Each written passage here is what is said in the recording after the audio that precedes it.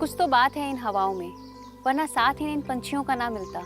ऐसा ही कुछ तो खास है उत्तर प्रदेश की इन हवाओं में, जहाँ बड़ी सादगी से इन घने जंगलों ने अपनी संस्कृति और सभ्यता को संजो कर रखा है, जिसे हम तेज रफ्तार भरी जिंदगी में कहीं पीछे छोड़ते जा रहे हैं। किसी ने ठीक ही कहा है, हवा के झोंकों के जैसे आज़ाद रहना सीखो, तुम एक दरिया हो, लहरों की तरह बहना सीखो। इस संदेश का जीवंत प्रतीक है प्रकृति से जुड़ी हवा के झोंकों की तरह स्वच्छंद जीवन शैली वाली थारू जनजाति से।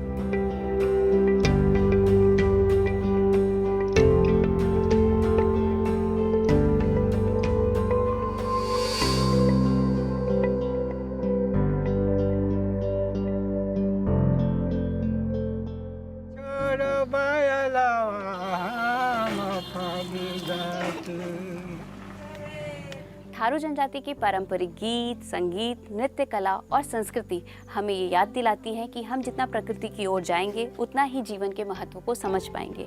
आइए शुरू करते हैं ये सफ़र, चलते हैं प्रकृति के करीब, जानते हैं थारू जनजाति की जीवन शैली, कला और संस्कृति को।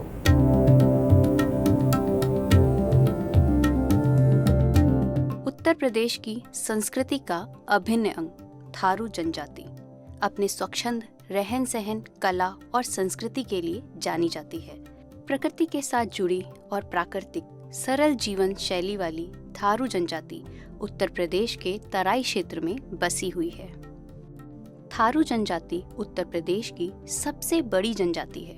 उत्तर प्रदेश के गोरखपुर के तराई क्षेत्र, गोंडा, बलरामपुर, लखीमपुर खीरी और पीलीभीत में इनकी प्रमुख बस्तियां और गांव बसे हुए हैं। इस सफर में हमारा पहला पड़ाव है नेपाल सीमा से जुड़ा बलरामपुर। बलरामपुर जिले का तराई क्षेत्र यहाँ छोटी छोटी बस्तियों और कई गांवों में बसा हुआ है, थारू जनजाति समुदाय के नाम से।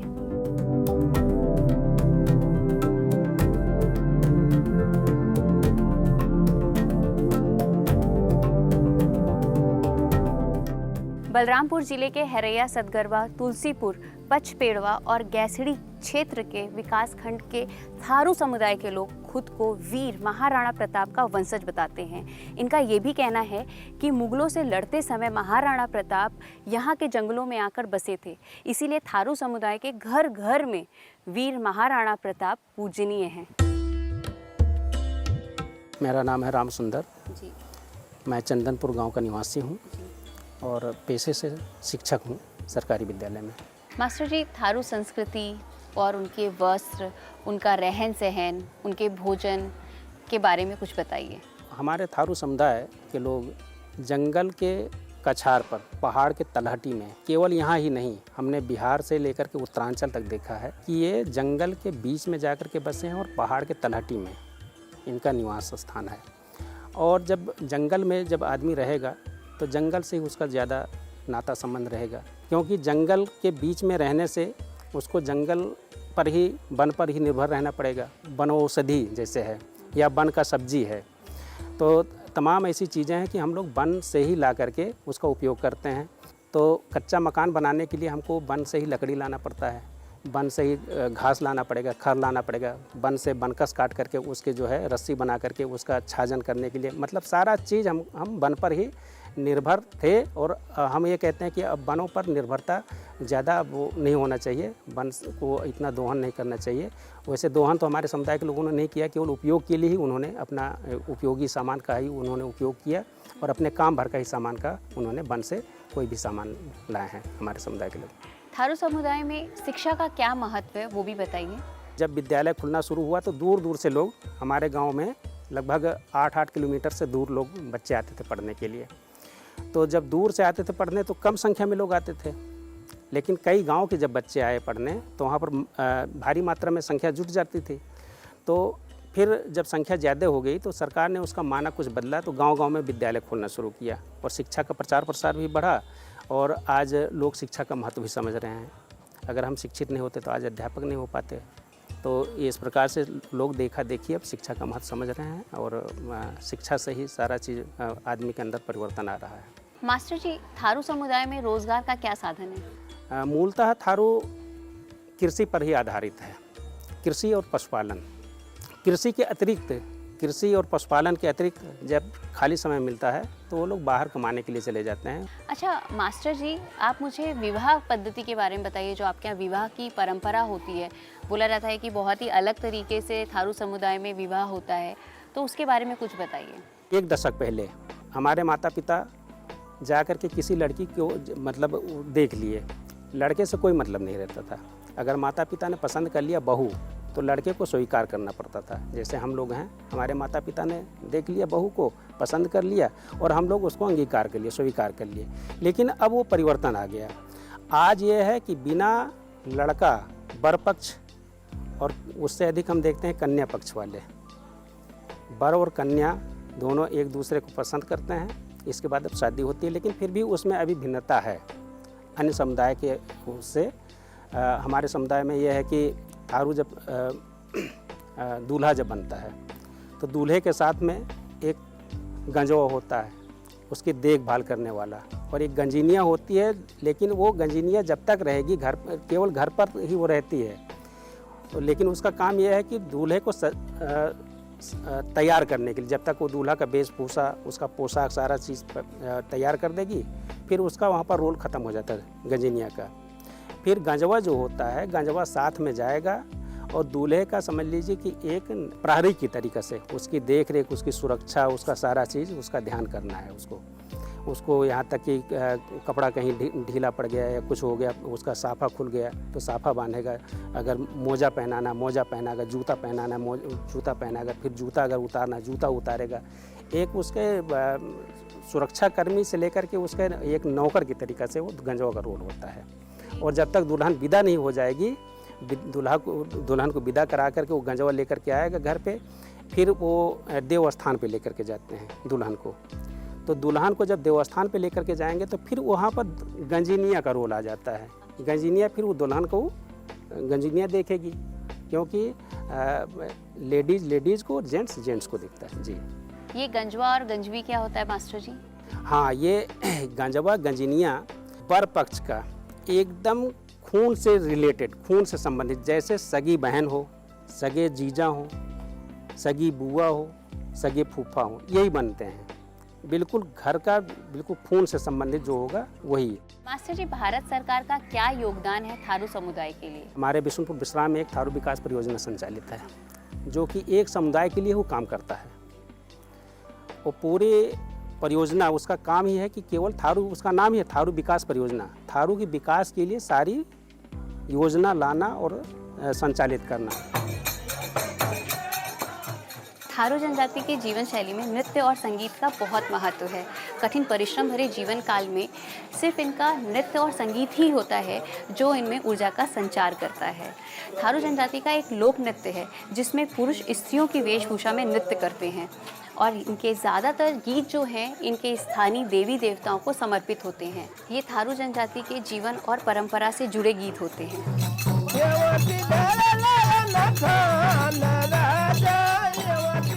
थारू के लोक नृत्य में सबसे प्रमुख है त्योहारों पर किया जाने वाला झुमरा या झूमर नृत्य।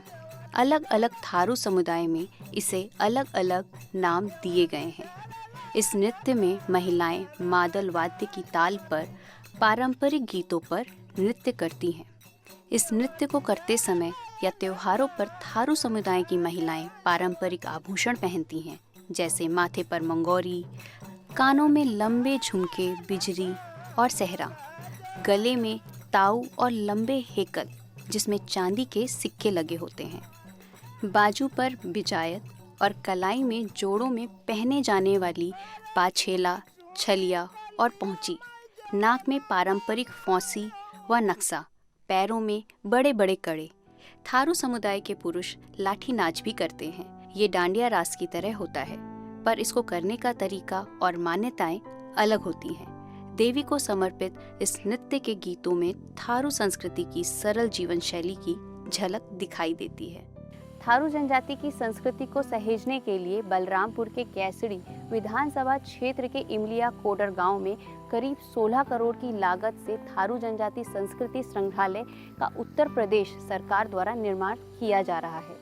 इस संग्रहालय में थारू जनजाति की संस्कृति व लोक कलाओं को सहेजा जाएगा। संग्रहालय का शिलान्यास स्वयं योगी आदित्यनाथ द्वारा किया गया। संग्रहालय के निर्माण से न केवल थारू जनजाति की संस्कृति संरक्षित होगी, बल्कि इससे क्षेत्र में पर्यटन को भी बढ़ावा मिलेगा। थारू समुदाय के लोगों के लिए रोजगार के नए रास्ते खुलेंगे। संग्रहालय बनने से इनकी संस्कृति संरक्षित होगी, साथ ही उसे विश्व पटल पर नई पहचान मिलेगी। मुख्यमंत्री समग्र ग्राम विकास योजना से थारू जनजाति के बाहुल्य गांव का विकास कराने की योजना से बलरामपुर के थारू जनजाति के 19 गांव के लोग विकास की मुख्य धारा से जुड़ सकेंगे। थारू जनजाति कुदरत के साथ सदियों से अपना अस्तित्व बनाए रखे हुए है।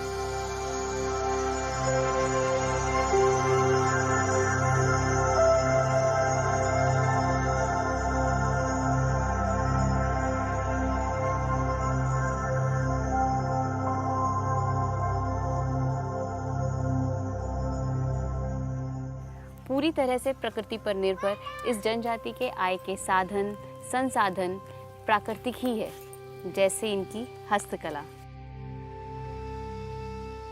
हमारे इस परियोजना के माध्यम से जो है विकास योजनाओं के अंतर्गत हमारे यहाँ महिला प्रशिक्षण कार्यक्रम होता है, जिसे सिलाई कढ़ाई के अंतर्गत आता है। और इस कढ़ाई के अंतर्गत ही ये इनको लाभान्वित करके और इनको जीवन उपार्जन हेतु उपार्जन हेतु इनको प्रशिक्षित किया जाता है।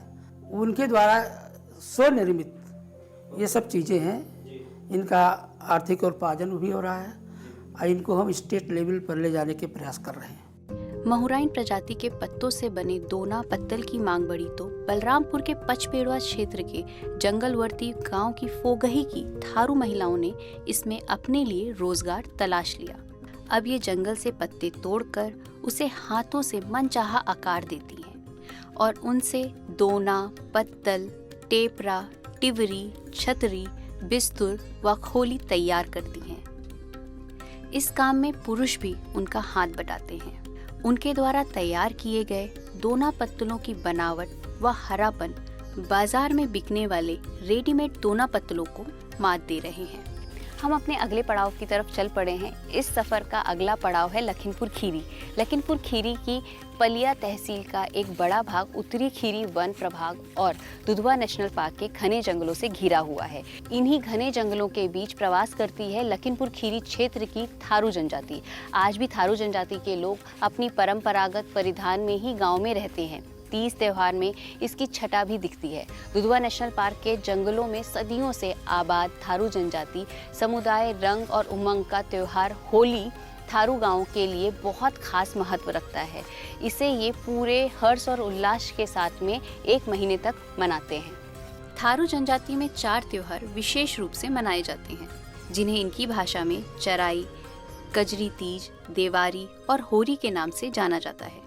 थारू जनजाति की उत्पत्ति को लेकर कई तरह के मिथक या लोक कथाएं जुड़ी हुई हैं। इसलिए हर क्षेत्र के थारू समुदाय की परंपराएं और मान्यताएं भी थोड़ी भिन्न हैं। पारंपरिक लोक नृत्य, लोक गीतों के साथ रंग गुलाल के साथ थारू जनजातीय समुदाय होरी पर्व मनाता है। अपनी परंपरागत आकर्षक पोशाक में थारू महिलाएं और पुरुष टोली बनाकर ढोलक, मृदंग, झांझ आदि वाद्य यंत्रों पर लुभावने होली गीत गाकर पारंपरिक लोक नृत्य करते हैं। साथ ही अपनी सीधी सरल भाषा में जब ये थारू समुदाय के लोग होली गीत गाते हैं तो देखने और सुनने वाले लोग भी थिरक उठते हैं। थारू जनजाति द्वारा होली के मौके पर खिचड़ी नृत्य किया जाता है। थारू नवयुवक और नवयुवतियां अपनी विशिष्ट वेशभूषा में श्रृंगार रस से रंगे विभिन्न भाव भरे गीत गाते हुए ढोल एवं मृदंग की थाप पर नृत्य करते हैं। इनके ढोलक बजाने का ढंग और हाथ में मोर पंख या रुमाल लेकर नृत्य करते समय उनकी भाव भंगिमाएं मनोरम एवं रोचक लगती हैं। थारू समुदाय के लोग अपने वाद्य यंत्र भी स्वयं ही विशेष प्रकार से बनाते हैं। थारू समुदाय में मुख्य हिंदू त्योहार जैसे कि होली, दशहरा और दीपावली बहुत ही हर्ष और उल्लास के साथ में मनाया जाता है। पूरे भारत में जिस तरह से दीपावली के दिन में गणेश और लक्ष्मी जी की पूजा की जाती है, उसी तरह से थारू समुदाय में भी दीपावली के दिन में गणेश और लक्ष्मी के साथ पूजा करके दिए जलाए जाते हैं। थारू जनजाति के लोगों में बदला विवाह प्रथा तथा 3 टिकटी विवाह प्रथा प्रचलित है। थारुओं में दोनों पक्षों से विवाह तय हो जाने को पक्की पोड़ी कहा जाता है। थारू जनजाति के राना, कठौलिया और डगोरा धड़ों में आज भी महिलाएं ही परिवार की मुखिया होती हैं। शादी विवाह से लेकर अधिकांश संस्कार महिलाओं की ओर से ही पूरे किए जाते हैं। खेती और पशुपालन पर निर्भर थारू जनजाति खेती के लिए जैविक और पारंपरिक साधनों को ही प्राथमिकता देती है। थारू जनजाति के जिन परिवारों के पास अपने खेत हैं, वो खेतों के बीच में तालाब बनाकर मछली पालन भी करते हैं। पशुओं से मिलने वाले गोबर का प्रयोग मछलियों के भोजन के लिए और तालाब से निकलने वाला पानी खेती के लिए प्रयोग किया जाता है। थारू समुदाय में धान की खेती प्रमुख रूप से की जाती है। थारू समुदाय के पकवानों में 2 प्रमुख पकवान हैं, जिसे बरिया ढिकरी और घोंगी कहते हैं। बरिया ढिकरी जो होता है, ये चावल के आटे का बना हुआ पकवान होता है।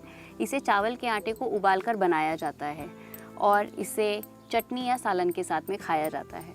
उसी तरह से घोंगी जो होती है, एक खाद्य घोंगा होता है जो कि तालाब में, नदी में मिलता है और इसे हल्दी, धनिया, मिर्ची, लहसुन और प्याज के सालन और सब्जी के साथ में खाया जाता है।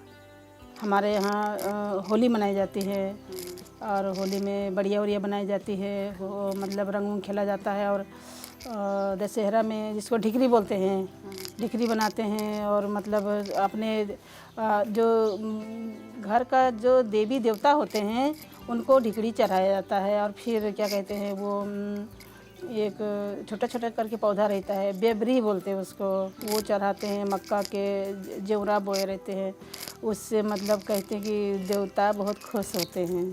थारू संस्कृति को बढ़ावा देना और उसे संरक्षित करना उत्तर प्रदेश सरकार का लक्ष्य है। बदलते उत्तर प्रदेश में अपनी पहचान की तलाश कर रही थारू जनजाति मुख्य धारा से जोड़ने की उत्तर प्रदेश सरकार और संस्कृति विभाग द्वारा नई पहल की गई है। थारू संस्कृति देश विदेश तक पहुंचे, इस उद्देश्य के साथ उत्तर प्रदेश सरकार ने होम स्टे स्कीम शुरू की है, जिसके द्वारा जनजातीय समुदाय का विकास हो और उनके गांव और संस्कृति दुनिया भर के सैलानियों के लिए मुख्य आकर्षण का केंद्र बने। इस योजना के द्वारा जनजातीय समुदाय में रोजगार के नए रास्ते खुल रहे हैं और उनका आर्थिक विकास भी हो रहा है, जिससे थारू जनजाति मुख्य धारा से जुड़ रही है। सैलानियों को इस योजना के माध्यम से जनजातीय समुदाय के लोगों को करीब से जानने का मौका मिलेगा और साथ ही उनकी प्रकृति से जुड़ी उनकी संस्कृति को भी समझने का मौका मिलेगा। शिक्षा सबसे बड़ा हथियार है आगे बढ़ने के लिए, पूरी जानकारी के लिए। अगर आप शिक्षित हैं मैडम, तो वो शिक्षा के जो क्या कहा जाएगा, शिक्षा को जैसे आप एक पावर, वो इतना आपको पावर देगा, इम्यूनिटी पावर देगा, अंदर से पावर देगा। आप किसी से भी बात कर सकते हैं, अपने हक के लिए आप वहाँ तक की जा सकते हैं, अपनी बात अगले तक की पहुँचा सकते हैं। जी, तो मैं सबसे ज़्यादा श्रेय मैडम मैं शिक्षा को ही दूंगा। थारू जनजाति के खान पान, इनकी संस्कृति, इनके वस्त्र और आभूषण, इनके लोकगीत और नृत्य सिर्फ मनोरंजन के साधन ही नहीं, ये प्रकृति से जुड़े रहने का एक माध्यम है। उत्तर प्रदेश सरकार के प्रयास सफल हो और थारू समुदाय के विकास की मुख्य धारा से जुड़े, इसके लिए ज़रूरी है कि हम सब मिलकर थारू जनजाति की संस्कृति को समझें और उसे सहेज कर, संजो कर, संरक्षित करने में अपना योगदान दें और थारू जनजाति की संस्कृति को राष्ट्रीय और अंतर्राष्ट्रीय पटल पर ले जाएं।